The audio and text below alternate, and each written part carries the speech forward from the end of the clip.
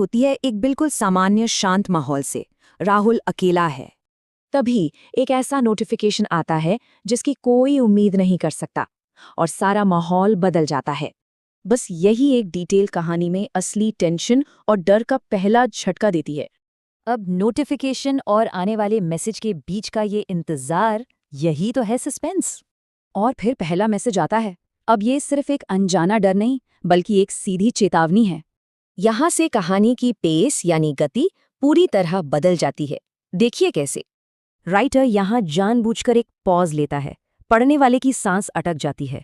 और ये ठक ठक की आवाज, खतरा अब फोन पर नहीं बल्कि दरवाजे पर है। तो डर को 3 स्टेप्स में बढ़ाया गया है, एक के बाद एक, जिससे टेंशन लगातार बढ़ता है। लेकिन कहानी यहीं खत्म नहीं होती। एक और मैसेज आता है जो कंफ्यूजन और डर दोनों को बढ़ा देता है। इस कन्फ्लिक्टिंग जानकारी से सब कुछ धुंधला हो जाता है। कौन सच बोल रहा है? इतने खतरे के बाद भी राहुल खुद को रोक नहीं पाता और उसे आगे बढ़ना ही पड़ता है। और ठीक उसी पल जब वो फैसला लेने वाला है, आता है ये आखिरी मैसेज। यहाँ ध्यान देने वाली बात यह है कि सब कुछ बहुत तेजी से होता है, बिल्कुल किसी पैनिक सिचुएशन की तरह। इसके बाद कहानी सीधा अगली सुबह पर जंप करती है, क्लाइमैक्स को पूरी तरह अनसुलझा छोड़कर।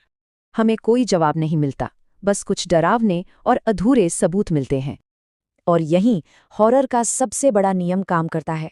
जो चीज़ डराती है उसे दिखाओ मत, क्योंकि असली डर उस चीज़ से नहीं लगता जो हम देखते हैं, बल्कि उससे जिसकी हम सिर्फ कल्पना कर सकते हैं।